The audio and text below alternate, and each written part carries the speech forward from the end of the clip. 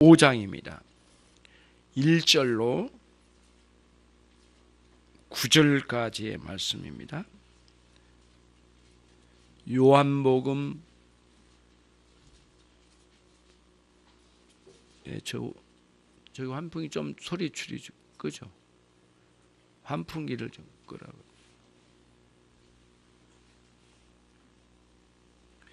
요한복음 5장 1절로 9절입니다.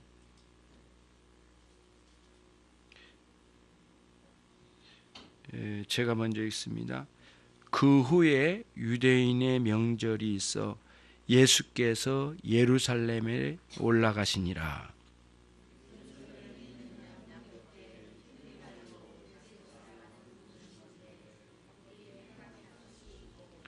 그 안에 많은 병자, 소경, 절뚝발이, 혈기 마른 자들이 누워 물의 동함을 기다리니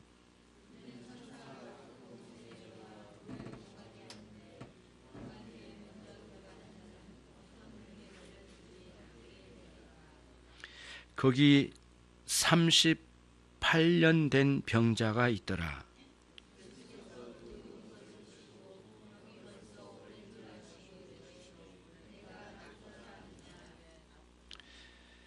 병자가 대답하되 주여 물이 동할 때에 나를 못에 넣어줄 사람이 없어 내가 가는 동안에 다른 사람이 먼저 내려가나이다.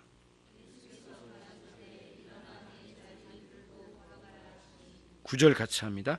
그 사람이 곧 나가서 자리를 들고 걸어가니라. 이날은 안식일이니.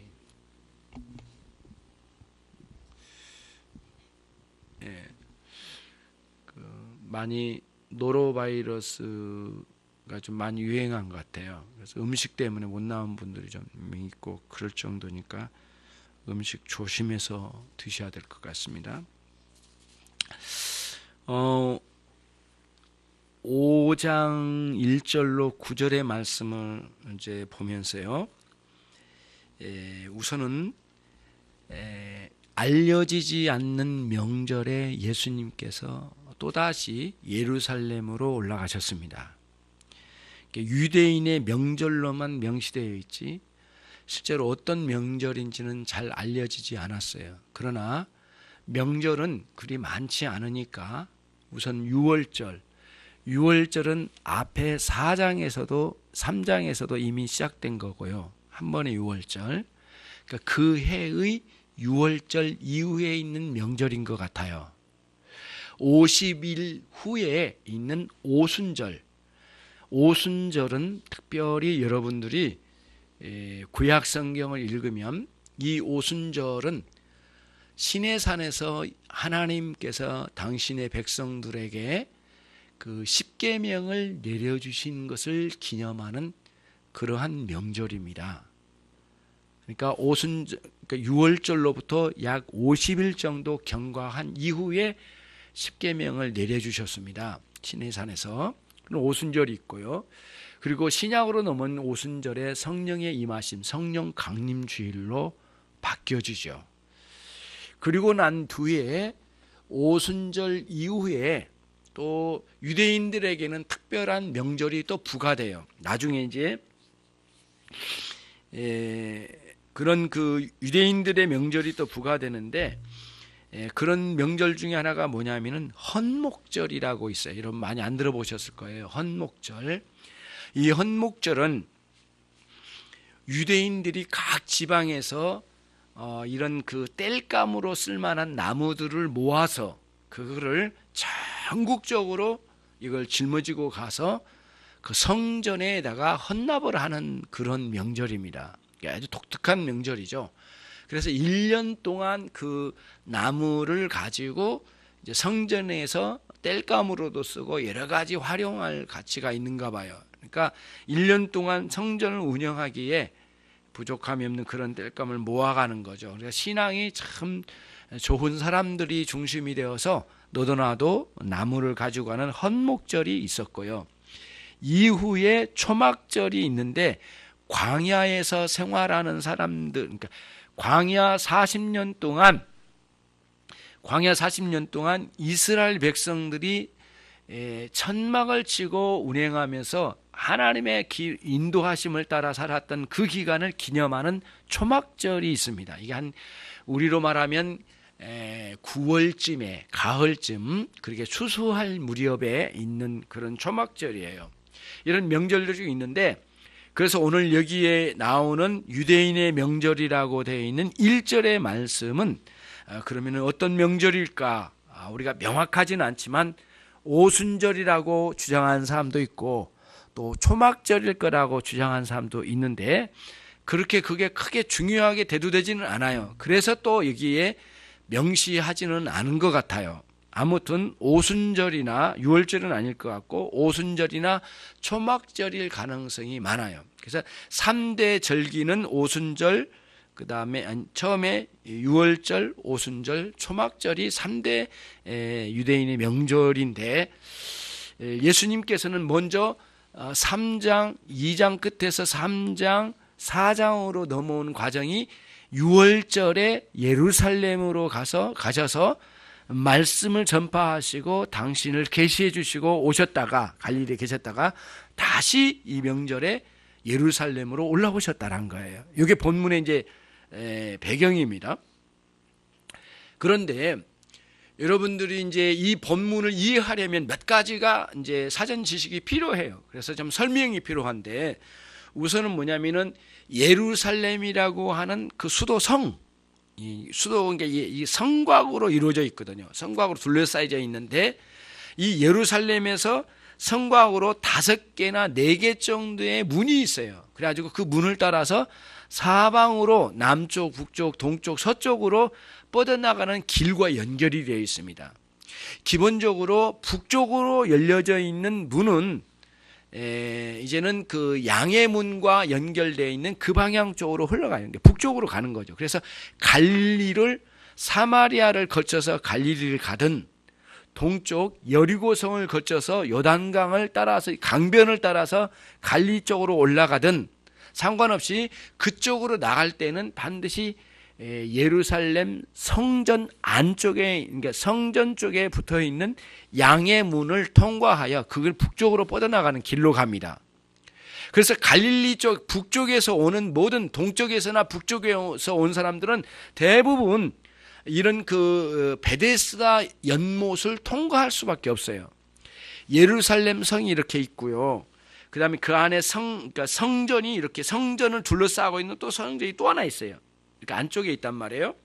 그런데 이 예루살렘 성과 예루살렘 성전 사이에는 베데스다 연못이라고 하는 연못이 있었단 말이에요. 근데 이 연못이 어디에 쓰이는 거냐? 이 베데스다라고 하는 것은 은혜의 집 또는 그 긍휼의 집, 자비의 집이라는 의미가 있어요. 근데 그런 그 베데스다라는 그 용어 자체의 의미일 뿐이죠. 그런데 베데스다 연못은 어떤 연못이었느냐 하면은 많은 사람들이 양을 가지고 제물로 바치려고 하지 않겠어요? 수많은 양떼를 몰고 와요. 그러면은 그 양을 이렇게 파는 시장이 필요해요. 예. 멀리서 온 사람은 양을 끌고 올 수가 없거든요. 그래서 양들을 성전까지는 안 가더라도 베데스다 연못 주변에 양들을 이렇게 파는 시장이 열렸어요. 그래서 오늘 또 보면은 5개의 행각이 있다고 그랬어요. 2절 끝에 보면 거기 행각 5이 있고 그랬어요. 행각이라고 하는 것은 이런 이렇게 본격적인 건물이라기보다는 지붕이 있고 4개의 기둥이 있는 그런 이런 그 천막처럼 이렇게 지어졌겠죠. 이렇게 4개의 행각이 5개의 행각이 이 베데스다 연못을 둘러싸고 있는 거예요. 그리고는 그 행각에는 각각의 양들이나 염소나 재물을 파는 장사하는 사람들이 많이 모였어요. 그래서 유대인들이 올 때에는 돈을 가지고 와가지고 그 양을 이제 사서 재물로 가지고 성전으로 들어가는 거예요. 그리고 통과하는 골목이 뭐냐면은 양의 문이에요. 양의 문을 지나간 거죠. 그래서 양의 문이라고 이름이 붙여진 거예요. 느헤미야서에 처음에 나오는 양의 문이라는 게 나오거든요. 그렇게 나오고요. 그래서 이제 양의 문이 있는 거예요. 근데 이 연못은 기본적으로 양들을 멀리서 가지고 왔지만 제단으로 가지고 가기에 쉽지 않기 때문에 먼저 깨끗이 목욕을 시키는 곳이었어요, 이곳이. 그러니까 베데스다 연못은 양들, 짐승들을 깨끗이 씻어주는 연못이었단 말이에요. 여기 활용이 많이 됐어요. 그러니까 깨끗할 리가 없죠. 엄청나게 많은 양들을 씻어내고 그래야 될 판이니까 그런 곳이었어요. 그리고 그 연못 주변에 5개의 그 행각 안에 수많은 그 양들을 갖다 파는 사람들이 모였을 거란 거죠. 그런데 이 연못은 정확하게 알려진 바는 없지만은 여러 가지 설이 있습니다. 우선은 이 연못이 이렇게 자연적으로 물이 솟아오르는 연못이라고 하는 그런 주장이 있어요. 그래서 이제 간헐천이라고 간헐적으로 이게 뭐예요? 이제 물이 이렇게 솟아오르는 거예요.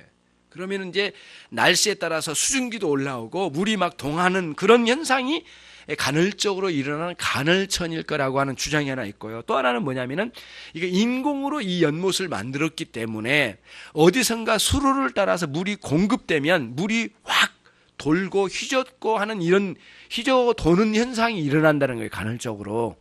그런 현상이 분명히 인공적이든 천연적이든 아무튼 그 물이 어느 순간에는 물이 확 돌고 움직이는 현상이 있는가 봐요.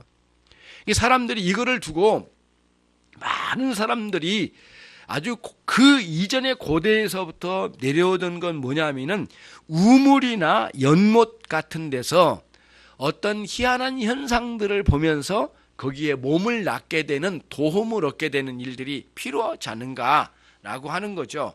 그런데 그 도움을 얻을 필요가 있지 않는가라고 생각을 하고 많은 사람들이 그런 곳에 가서 몸을 싣고 담그면 몸을 완전히 낫게 불치병이 나음을 얻을 거라고 하는 미신들이 아주 팽배해 있었어요. 예. 그런 미신들이 아주 많았단 말이에요. 그래서 실제로 이제 이 메소포타미아 선행 문자 같은 이런 발견된 곳에 보면은 그 글에 보면은 오래전에 연못 같은데 수많은 병인들이 찾아가서 병을 나음 받기를 소망하는 마음으로 거기에 찾아간 일들이 아주 많았다고 그래요.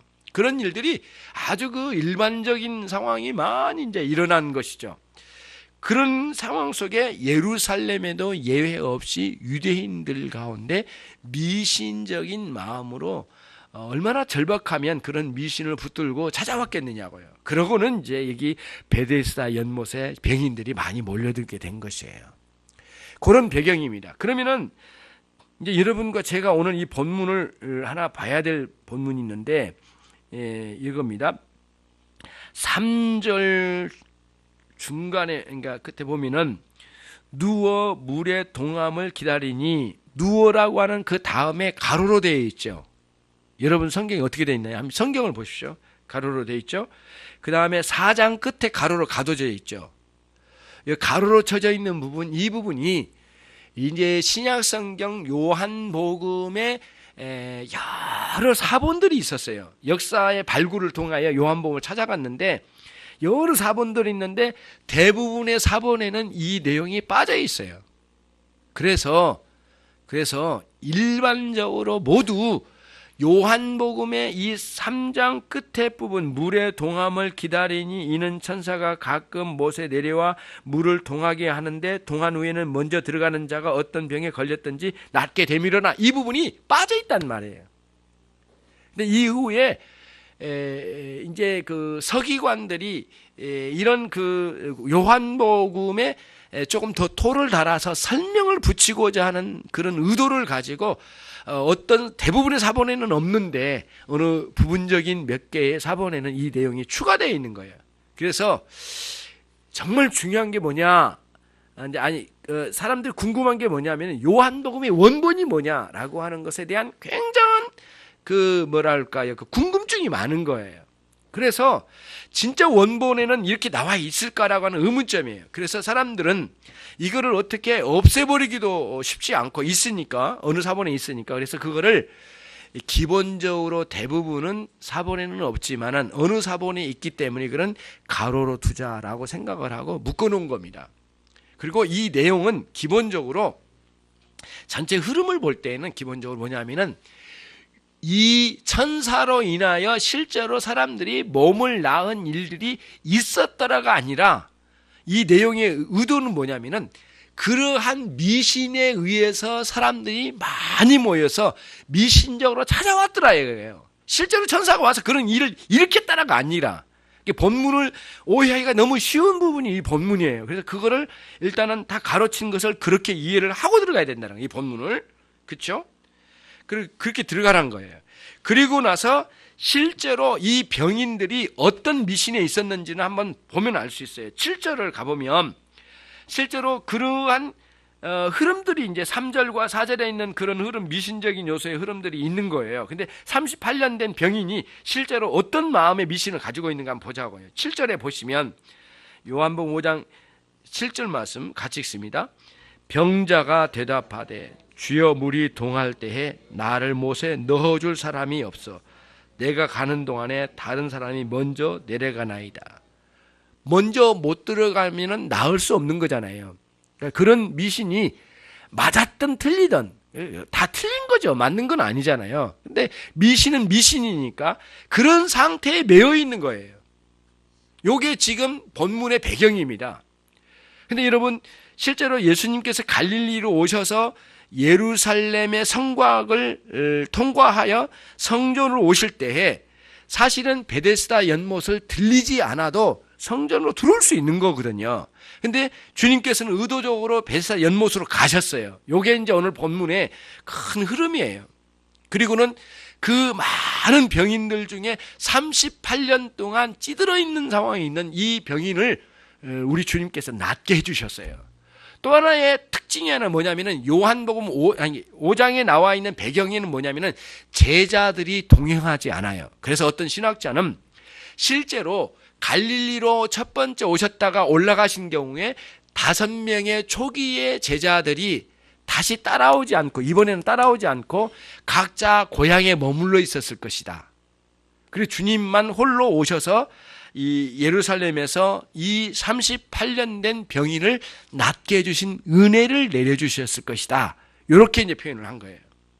그러면은 오늘 본문을 아무리 몇 번 읽어도 이 38년 된 병인이 예수님께서 이런 병고침의 은혜를 내려주셨음에도 불구하고 믿음이 생겼다거나 믿음이 있었다거나 그 믿음에 관련된 내용은 전혀 나오지 않습니다. 오늘 이 9절까지의 말씀 속에는 나타나지 않아요. 그러니까 최소한 주님께서 이 병인을 낫게 해주신 순간에는 이 병인에게는 믿음은 없었어요. 발견되질 않아요. 이게 하나의 내용이에요.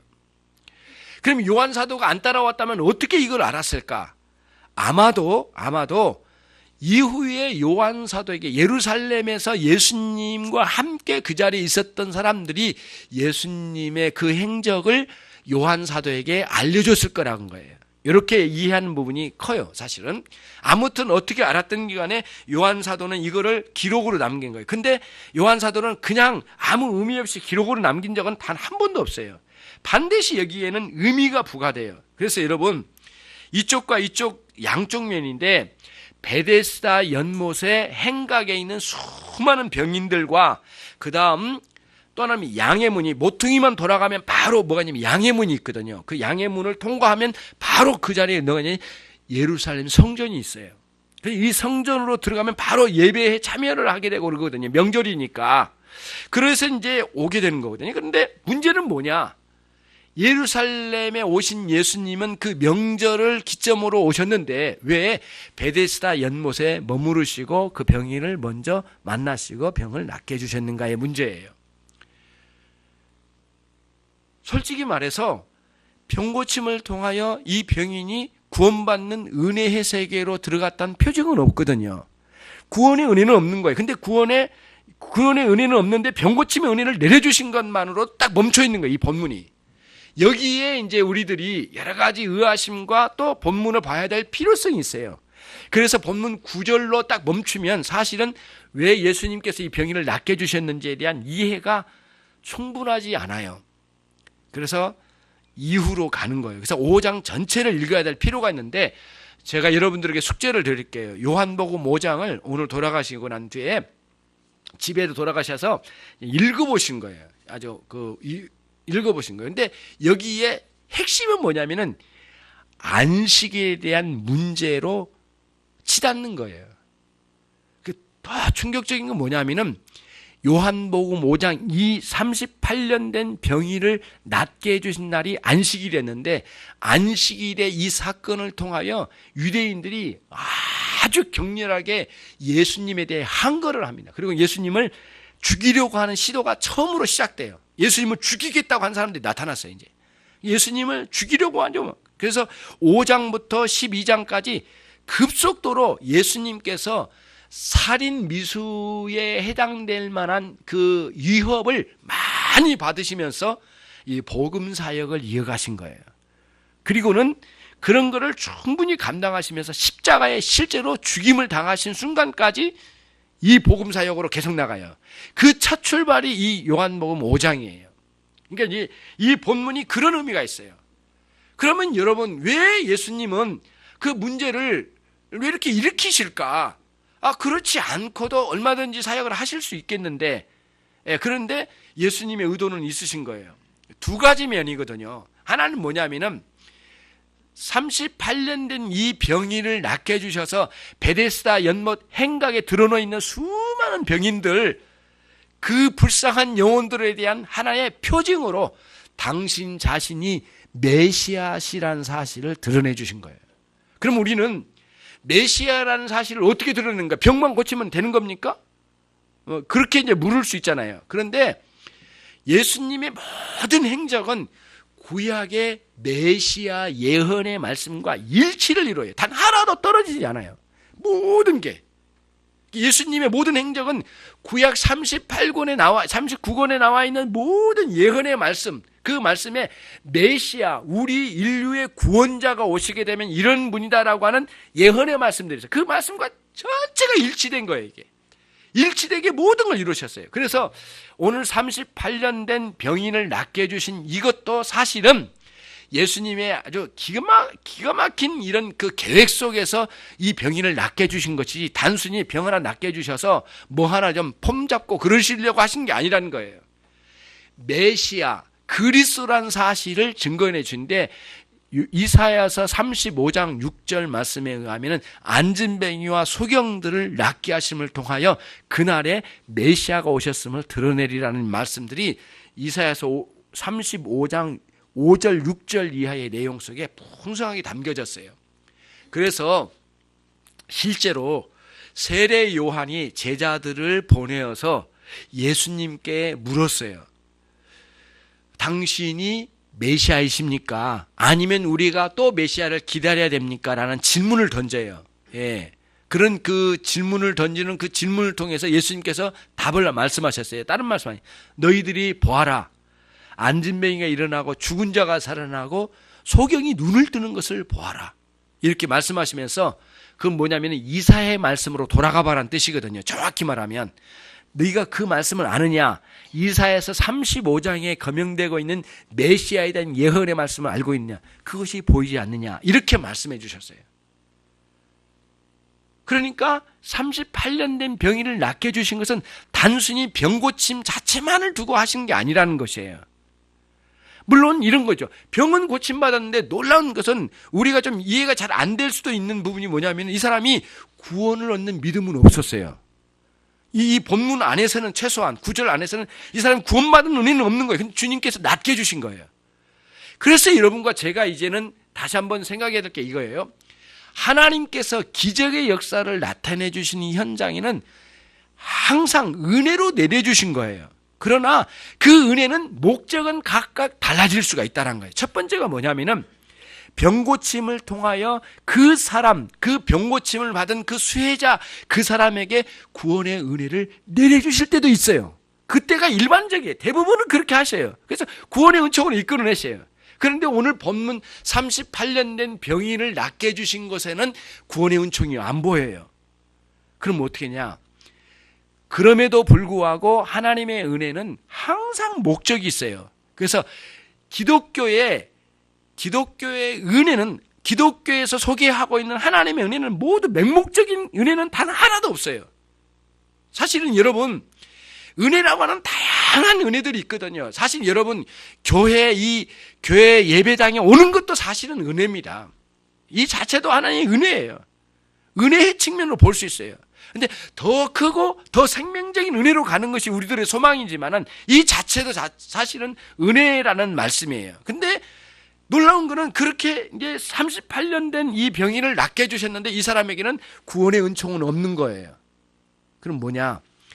이 사람을 통하여 뭔가를, 이 사람 자신은 구원의 은혜를 못 누렸겠지만은 예수님은 이 사람을 고쳐주심을 통하여 또 다른 당신 자신, 예수님 당신 자신을 온 세상에 계시해 주시는 위대한 도구로 사용하신 거예요. 그 사람에게는 병 고침의 은혜에만 머물러 있겠죠. 또 몰라요. 사실은 우리가 정확하게 알 수 없는 건 뭐냐면은 복음서에 나오는, 사복음서에 나와 있는 모든 그 병인들이나 병인을 고친 사람들을 봤던 사람들이나 그 친인척들이 굉장히 충격적인 영향력을 받았을 거예요. 예수라는 분이 엄청난 능력의 사람이라는 것은 이미 알려진 사실이었단 말이에요. 굉장히 충격을 먹었어요. 그러나 진짜 그분이 하나님의 아들이시라는 사실을 믿고 받아들여 구원의 은혜로 들어간 사람은 그리 많지는 않았어요. 근데 여러분, 사도행전으로 가면 엄청난 변화가 일어납니다. 예수님이 이미 십자가에 죽으시고 부활하시고 승천하시고 난 이후인데 제자들, 특히 베드로를 중심으로 복음을 전할 때 3,000명, 5,000명이 주님 앞에 돌아오더라는 거예요. 이 기록이 있거든요. 근데 그 5,000명, 3,000명이 누구냐 이거예요.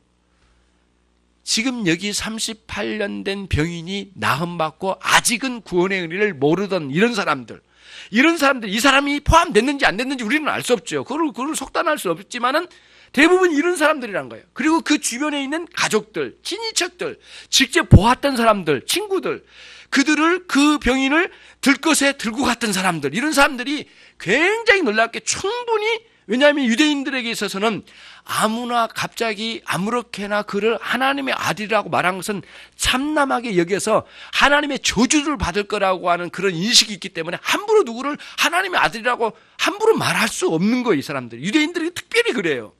굉장히 조심스럽게 판단하는 사람들이 유대인들이거든요. 그러니까 병 고침 받았음에도 불구하고 하나님의 아들이신지에 대한 충분한 이해를 못 가졌다는 거예요. 이게 지금 배경이에요. 그런데 놀라운 건 성령의 역사하심을, 오순절에 역사하심을 통하여 3,000명, 2,000명, 5,000명의 사람들이 하루에 주님께 돌아와 회심하는 놀라운 역사가 있더라는 거예요. 그 이후에 그러니까 주님께서 씨를 뿌리시고 사도행전에서는 씨를, 추수를 거두는, 추수하는 열매를 거두는 그러한 그림으로 사복음서와 사도행전으로 기록되어 있습니다. 그래서 우리는 사복음서와 사도행전을 같이 번갈아가면서 읽어갈 필요가 있어요. 이런 구조 속에 있구나라고 생각이 되는 거죠. 아무튼 이 38년 된 병인은 절망적인 사람이에요. 예. 우리의 뇌리를 딱 지나간 게 있어요. 실제로 유대인들이 애굽에서 그 모세 시대 때 애굽에서 구출받아 왔는데 실제로 2년 만에, 그냥 2년 만에 있잖아요. 2년 만에 그 가나안 땅 근처까지 가댔습니다. 예, 예. 가데스 바네아라고 하는 가나안 땅 그 밑에 제일 남쪽 끝에 그냥 그 옆에까지 갔습니다. 그런데 거기서 불신앙적인 보고, 갈렙과 여호수아 외에는 모두 불신앙적인 보고로 인하여 완전히 불신앙적인 상황에 머물러 있었던 거예요. 그런 것들을 이제 보고 하나님께서 징벌을 내리셔서 38년 동안 광야 생활을 하게 하셨어요. 그리고 그 기간은 무슨 날이에요? 초막을 짓고 다니던 때예요. 그리고 그 기간을 기념한 날이 초막절이에요.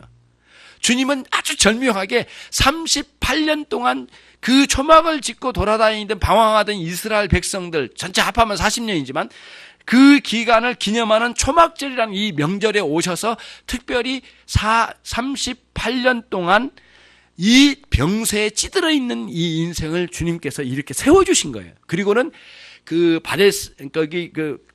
이게 오늘 이 연못 행각에 머물러 있는 이 행각에 머물러 있는 병인들에 대한 충격적인 계시의 모습으로 보여주시고, 하나는 또 한쪽으로는 뭐냐면은 그 다음이 문제예요. 사실은 예수님께서 계산하고 계시는 것은 여기에 이 행각에 머물러 있는 사람들이 이 사람들이 전부가 아니에요. 그 다음이 문제 있는데 베데스다라고 하는 이 연못에 머물러 있는 그 병인들만이 아니라 진짜 문제는 어디에 있느냐면은 모퉁이를 돌아서 양의 문을 통과하면 바로 나오는 성전에 머물러 있는 수많은 구름대 같은 사람들이에요. 성전 안에서 예배드리고 있는 사람, 밖에 있는 사람, 기다린 사람, 이제 막 온 사람, 다 끝나고 나간 사람, 엄청나게 많은 사람들이 성전을 중심으로 거의 이렇게 사람들이 사람을 피해서 갈 수 없을 정도의 사람들이 밀려든답니다. 이 상황 속에는 이제 가는데 거기에 머물러 있는 사람들이 지금 예수님에게는 초미 관심사예요. 예수님께서 보시는 것은 두 관점이에요. 이렇게 처절하게 비참하게 38년 되는 이런 병인과 같이 수많은 불치병에 시달리고 있는 이 병인들, 처참한 가운데 미신에 찌들어 있고 하나님을 모르고, 그리고 조금만 건너편 모퉁이 돌아가면은 여호와 하나님의 그 영광스러운 성전이 있고 거기서 나타내 주신 하나님의 은혜의 말씀이 선포됨에도 불구하고 이쪽에 조금 돌아서 그 연못에 머물러 있는 미신에 찌들어 있는 이 대중들을 향한 안타까워하시는 주님의 마음 하나. 또 더 심각한 건 무엇이냐면은 성전에 머물러 있는 이 무리들이에요. 이 사람들은 날마다 복음, 아니 그 율법을 연구하고 율법에 맞게끔 사는지 사람들을 다 잣대로 재보고 거기서 미치지 않으면 정죄하고 그들을 감옥 소리에 보내고 그리고 심판에 세우고 하는 일을 날마다 하는 사람들이 종교에 우수하다고 생각하는 사람들이 다 모여 있는 거예요. 예루살렘 성전 중심. 그야말로 하나님을 신뢰하고 믿는 믿음의 신앙이 아니라 자신의 의의 척도를 따라서 자기의 종교의 우수성을 뽐내면서 하나님 앞에 드러내려고 하는 자기의에 충만한 사람들이 가득 채워져 있는 거예요. 이 문제를 어떻게 해결할 것인가라고 하는 주님의 큰 계산이 있으셨던 것 같아요. 그리고는 밖에 놓여져 있는 미신에 찌들어 있는 38년 동안 머물러 있는 이 비참한 사람, 그 알고 보니까 주변에 사람이 없어요. 아마도 38년 동안 병수발하다가 다 지쳐가지고 가족도 도망갔는지 어쩌는지 친구도 없고 다 없어요. 데려다 놓고 그냥 가버린 것 같아요. 아니면 여기다 두고 예배당에 갔는지도 몰라요. 어떻게 보면 가족들이. 아무튼 상관없어요. 네가 알아서 걸어가 봐라. 먼저 뛰어들어가는 놈이 낫는다더라. 이렇게 이게 미신적인 요소에 거기에 맡겨놓고 가버린데 아무리 여러 가지 방면을 봐도 이 38년 된 이 병인은 소망이 없는 사람이에요. 인생에 소망이 없는 사람이에요. 그러니까 저와 여러분이 인생을 살려면 아주 극단적인 그 어려운 상황으로 몰아닥칠 때가 있을 거예요. 이게 38년 된 병인과 동일한 모습이에요. 저와 여러분이 38년 된 병인과 같은 상태에 놓인 절망적인 사람이 상태에 놓여질 때가 한두 번이 아니지 않습니까? 주님 그때마다 오셔서 은혜를 내려주신다는 거예요. 구원의 은총이 구원을 얻을 만한 믿음이 없는 가운데서도 이게 주님의 은혜라는 거예요. 그러니까 우리의 인생 전반을 돌아보면은 하나님의 은혜의 발자국이었던 거예요. 이런 관점이 하나 필요하고요. 결국에는 그런 어려움과 역경을 많이 통과하여 하나님을 만나게 하는 중요한 계기로 삼으시는 우리에게는 구원의 은총으로 더 많이 우리를 이렇게 강력하게 이끌어 주신 것까지는 우리가 또 인지를 해요. 그러나 우리가 여기에 머물러 있어서는 안 되고 또 성전에 머물러 있는 수많은 사람들이 그릇된 신앙에 이렇게 시달리고 있는 수많은 사람들이 또 있지 않습니까? 예수님의 관심은 여기 쪽이거든요. 그러니까 이 병인을 끌어다가 이게 다시 이제 오거든요. 이 병인이 바로 이제 뒤에 나오는 5장 우리 9절 이하에 보면은 이 병인이 달려갑니다. 너무너무 즐거워가지고 자기 들것을 자기를 들고 왔더니 들것을 자기 짊어지고 뛰어나가는 거예요. 가지고 성전으로 뛰어들어갑니다. 성전은 너무 사람이 많기 때문에 누가 누군지도 모르고요. 아무튼 예수님께서 고쳐주셨는데 이 병인은 예수님이 누군지도 모르고 자기를 고쳐준 분의 예수님의 얼굴도 확인을 제대로 못한 것 같아요. 그래서 성전에서 정말 예수님께서 군중 속에서 비공개적으로 이 38년 된 병인을 다시 만나 주셔요. 그리고는 뭐라고 말씀하시냐면 14절인가요? 거기서도 다시는 이 죄를 범치 말라 이런 말씀해 주시면서 이제 다시는 죄를 범치 말라 이 용어가 뭐냐면은 죄인 된 삶으로 살지 말라는 뜻이에요. 개별적인 무슨 죄를 범하지 말라 그 개념이 아니라 죄된 삶으로 살아가지 마라. 죄인에서 이제는 하나님의 의인으로 돌아와라는 거예요. 다시 말하면 그리스도를 믿고 새 사람 되라 그런 뜻이겠죠. 그런 말씀으로 이제 주시고 한번 일러주셔요. 그리고는 당신 자신을 그 병인에게 보여주셔야 해요. 이 장면이 전체 흐름입니다. 그러면 여러분 예수님께서 38년 된 이 병인을 고쳐주시면서 그 비참한 병인들을 향한 충격적인 메시아의 계시의 하나의 의미가 있고, 또 하나는 이쪽으로 넘어가면은 안식일에 대한 그릇된 개념으로 찌들어 있는 이 유대인들의 신자들을 깨우치는 중요한 계기로 삼으셔요. 왜냐하면은 어디서 그거를 일으켜 주시냐면은 8절 말씀입니다. 같이 한번 읽습니다. 5장 8절 요한복음 같이 읽습니다. 시작.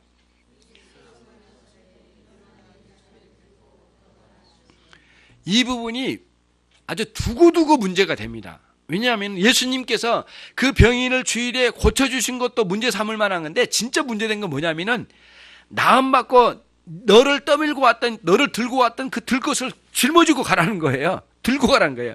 근데 안식일에 이거를 들고 간다는 것은 이거는 있을 수 없는 거예요.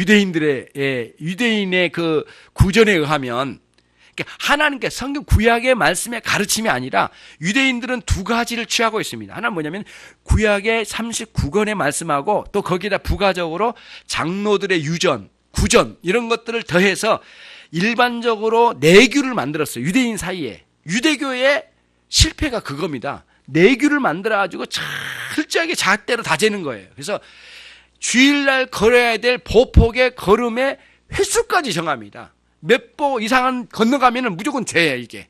그리고 주일 안식일 날 어디서 어디까지 먹었다가도 안식일의 성전에서 어느 선 안쪽으로 안 들어온 사람은 들어오지도 못하게 만든 거예요. 딱 안쪽에 들어온 거예요. 그 안쪽에 들어온 사람은 이게 성전에 들어올 수 있도록 하고 그 이상은 가지도 못하게 한 거죠. 이런 식으로 해가지고 유대인들이 가지고 있는 철저한 율법주의적인 사상으로 사람들을 얽어맸어요.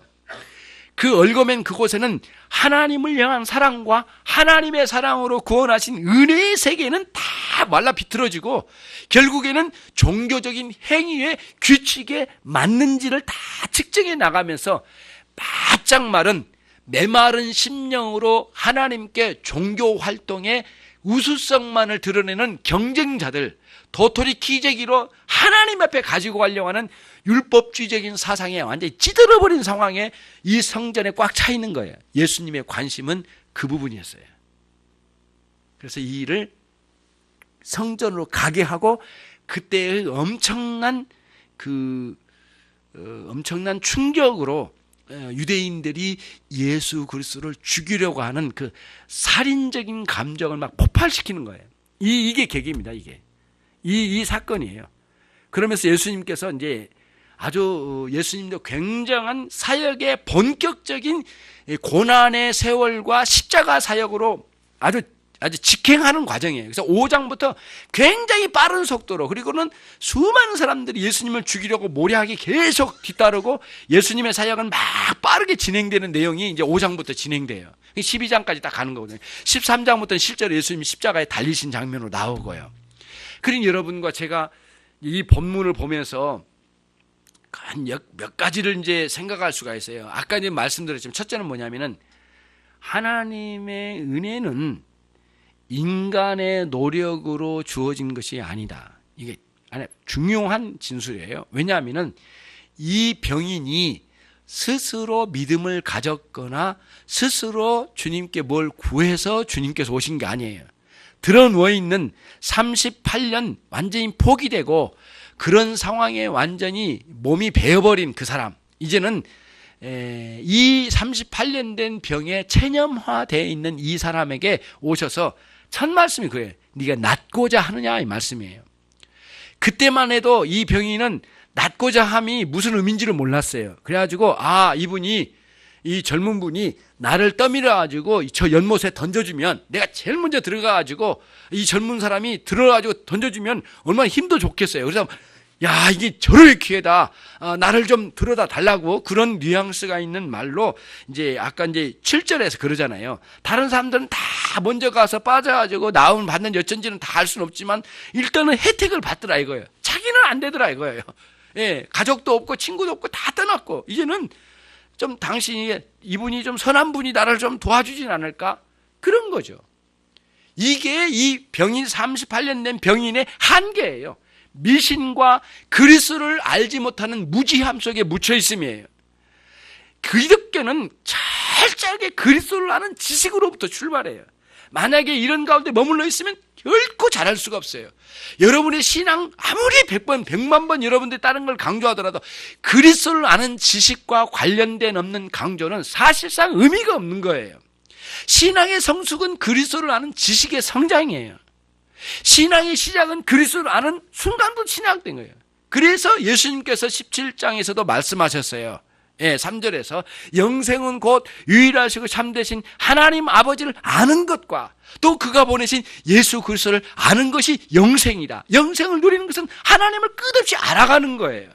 그냥 죽은 지식이 아니라 경험화된 지식으로까지 전인격적으로 내 삶과 환경과 내 건과 모든 미래의 비전까지 가치관, 세계관 다 뒤집히는 역사가 일어나는 지식이에요. 그리스도를 만남이에요.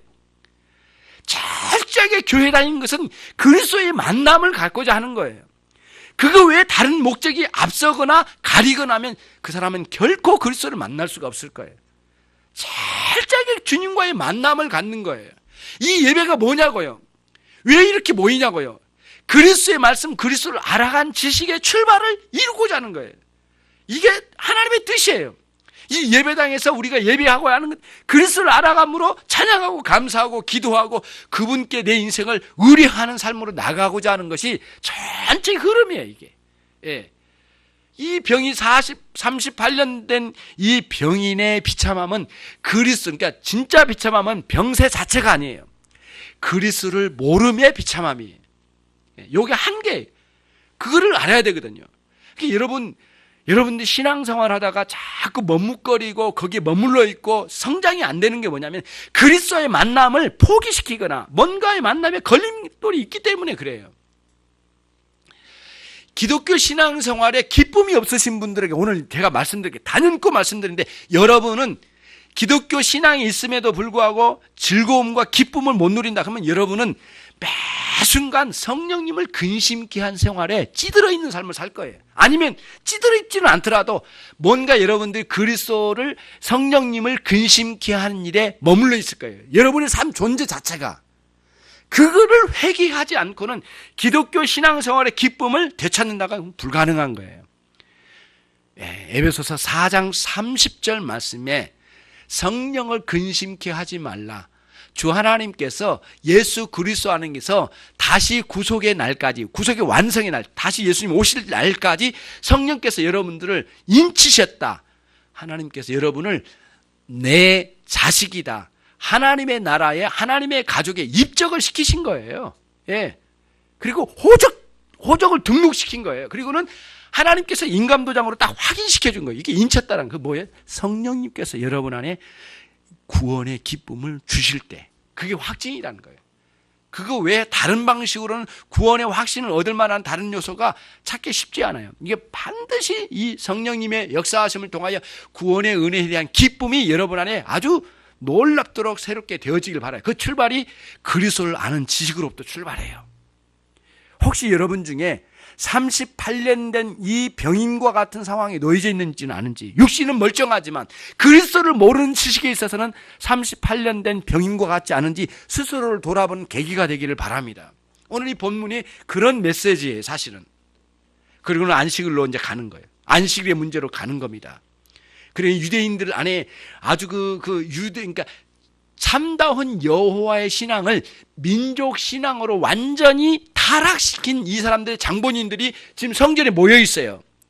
그들에게 다시 말하면 이게 그러니까 핵폭탄을 던진 거예요, 사실은. 뇌관을 건드린 겁니다. 뭘로요? 안식일의 문제를 가지고. 안식일에 들것을 가지고 가라고 명령한 그 자체가 이미 엄청난 범죄로 봤던 거예요. 근데 그거는 성경의 정신이 아니라 이스라엘 사람들이 가지고 있는 장로들의 구전의 모음집인 탈무드에 의한 가르침일 뿐이었어요. 그런 글이에요. 예수님께서는 그런 하나님의 뜻과 이 구전의 가르침을 분류시켜서 철저하게 원래의 정신으로 가는 거예요. 그래서 여러분, 안식일이나 주일의 정신은 아무것도 안 하고 그냥 쉬는 것이 정신이 아니에요. 예. 기독교는 담배 안 피고 술 안 먹는 게 기독교가 아니야. 예. 그게 기독교의 대단한 것이라고 사람들이 벼슬처럼 말하지만 우스꽝스러운 이야기예요. 기독교는 하나님과의 만남의 종교예요. 하나님의 은혜가 있는 종교예요. 생명을 내놓는 종교예요. 생명이 발현되는 종교예요. 예. 영생을 구가하는 종교예요. 영생을 즐기는 종교란 말이에요. 이 신앙이에요, 이게. 기독교 신앙이 그거거든요. 그게 빠지고 뭐 안 하고 뭐 안 하고 뭐 안 하고 쓸데없는 소리예요, 그거는. 자꾸 뭐 안 하고 안 하는 거예요. 그래서 안식일에 뭘 안 하고 자꾸 이런 규정을 가지고 사람들의 생활에 잣대를 가지고 들이내고 이게 안 맞으면 재판을 올리고 그리고 사람들 앞에서 농단하고 이렇게 재판해가지고 나 떨어뜨리고 하는 이런 모든 시도들이 우스꽝스럽고 참다운 여호와의 신앙이 아니란 사실을 말해준 거예요. 그러면 안식일은 뭐냐? 안식일은 하나님과의 특별한 공동체의 만남이에요. 주일이 뭐냐? 그리스도의 이름으로 한 교회 안에, 한 교회라고 말하면 우주적인 교회거든요. 인천 열린교만 있는 건 아니잖아요. 여러 교회가 하나님 앞에 공동으로 공예배를 통한 만남을 갖는 거예요. 예. 교회는 딱 하나거든요. 진정한 교회는 한 묶음이에요. 이렇게 로컬 처치로 있지만 이거는 하나의 우리가 지역적으로 모였지만 사실은 영적으로는 다른 교회, 진정한 교회와 연대되어 있어요. 그리고 한 교회거든요. 한 교회가 여호와 하나님을 만나는 하나의 큰 규정을 가지고 우리들이 이런 공예배를 통하여 하나님께 예배를 통하여 나가게 되는 거예요. 이게 오늘 우리들이 드리는 주일 예배예요. 그러니까 주일날 뭐 하나고 이건 다 쓸데없는 소리라는 거예요. 거기에 머무르면 그럼 뭐예요? 은혜를 누리는 것이 주일의 최고의 해야 할 일이에요. 하나님과의 만남, 진리를 깨닫고 우리의 죄를 회개하고 하나님께 감사하고 찬양하고 우리의 구할 것을 간절히 호소하고 구하는 거예요. 이런 전과적인 주일이에요. 주님께서 우리의 주관자가 되시고 요 맥락으로 안식일에 들 것을 들고 가도록 주님께서 시도를 하신 거예요. 아마도 제 생각에는 그걸 짊어지고 이 38년 된 이 병인이 흥분돼가지고 안식일에 기저이고 뭐이고 다 잊어먹고 내가 뭘 짊어지고 막 간 것 같아요. 막 그러면서 막 털털 털면서 뭐 그 38년 동안 누웠으니 뭐 똥오줌을 가렸겠습니까? 뭐 옷을 빨아입었겠습니까? 세수를 했겠습니까? 정신없죠. 이거 들 것을 가지고 막 짊어지고 나가버린 거예요. 나갔는데 이게 난리가 난 거죠. 예. 군중들 사이에 냄새 난 것은 저려가고 문제는 심각한 거예요. 이제 이걸 짊어지고 막 돌아다니고 있는 이 병인. 이게 난리가 난 거죠. 유대인들에게는 완전히 뒤집히는 날이었어요, 이 날이. 어떻게 이럴 수가 있는가? 너 누가 낫게 해줬냐? 이런 거죠. 예. 누구더라? 어떤 사람이 말했겠죠.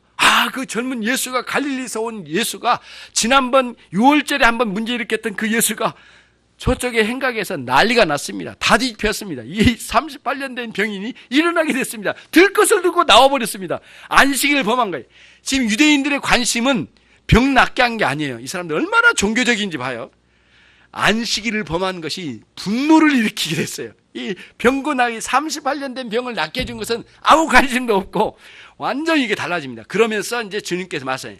이 안식일의 주인이 나라는 사실, 주님 당신 자신이라는 사실, 안식일에는 하나님의 뜻을 행하는 것이 안식일이다라는 것을 계시해 주셔요. 그리고 안식일의 본격적인 의미를 쫙 열어주신 거예요. 예. 지난 4장에서는 사마리아 여인에게 주님 말씀해 주신 게 예배의 정신을 갱신해 주셨어요. 예, 신령과 진정으로 예배할지니라. 하나님은 영이시니까. 진리 안에서 성령 안에서. 예, 진리 안에서 성령 안에서 예배하라. 이게 그걸로 갱신해 주셨죠. 그래서 예배의 진정한 정신을 갱신해 주고 여기서는 뭐예요? 예, 안식일에 대한 그릇된 것을 다 벗겨준 거예요. 진정한 안식을 회복시켜 주시는 주님 메시아로서 당신 자신을 자기 계시해 주신 거예요. 이게 전체의 맥락입니다. 저와 여러분들이 설교를 이제 마감하면서 이런 걸 본 거예요. 양쪽의 비극이에요. 그릇된 종교심에서 날뛰고 있는 유대인들의 흥분된 저 명절의 모임, 단 하나도 은혜가 없고 은혜를 갈망하지도 않는 유대인들의 종교성의 열심이 얼마나 허무한가를 주님께서 들춰내시려고 하시고, 또 하나는 38년 동안 누워있는 이 병인과 함께 5개의 행각에 드러누워 있는 베데스다 연못에 널브러져 있는 이 병인들을 향한 안타까움, 두 가지예요. 양쪽 다 문제예요. 그러니까 여기 육체적인 문제이고 이쪽에는 영적인 문제죠. 그러나 한 가지로 주님 쳐서 양쪽을 다 지금 당신 자신의 은혜를 내려주셔서 계시의 세계를 열어주셔서 하나님의 나라로 이끌으시려는 주님의 의도가 여기에 있으신 거예요. 저와 여러분이 이런 거예요. 육체적으로도 나음받고 건강할 뿐만 아니라 그리스도의 은혜 안에 동시에 뭐냐면은 우리의 세계관과 물질관과 우리의 이 땅 가치관이 확 변형되지 않는 신앙 없음은 결국에는 주님 보시기에 주님 눈에는 절망적인 존재들이에요. 38년 된 병인이나 저 성전에서 날뛰고 있는 자기 의에 도취되어 있는 이런 종교인들이나 별반 다를 것 없는 비참한 인생에 머물러 있다는 거예요. 주님의 시각은 그거예요. 여러분 어떻게 가시겠어요? 건강 하나만으로 내 인생 풀리는 것만으로도, 내가 사업 잘 되고 내 가정이 잘 되는 것만으로 기독교라? 그건 있을 수 없는 거예요. 주님은 거기에 멈춰 계시지 않으셨어요. 그 살인의 감정을 가지고 덤비는 인생들 중심 안으로 들어가셔서 당신이 뭘 계획하시려고 하신지를 나타내 주셔요.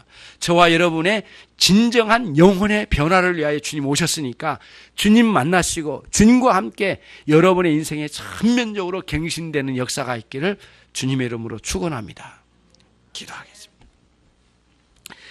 하나님 아버지, 저희들이 베데스다 연못에 머물러 있는 38년 된 병인을 향한 주님의 그 은혜 내려주심을 살펴보았습니다.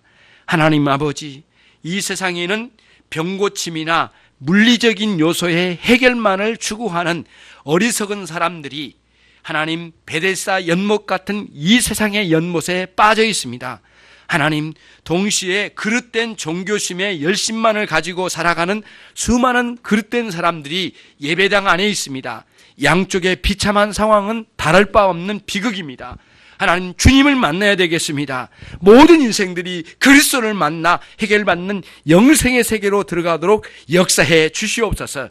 주님과의 만남이 기독교의 중심입니다. 하나님 알게 해 주옵소서. 영생은 곧 유일하시고 참되신 하나님 아버지를 아는 것과 그가 보내신 예수 그리스도를 아는 것이라고 말씀해 주셨사오니 진정한 영생을 누리는 신자들이 되게 해 주시옵소서. 예수 그리스도의 이름으로 기도 올리옵나이다. 아멘.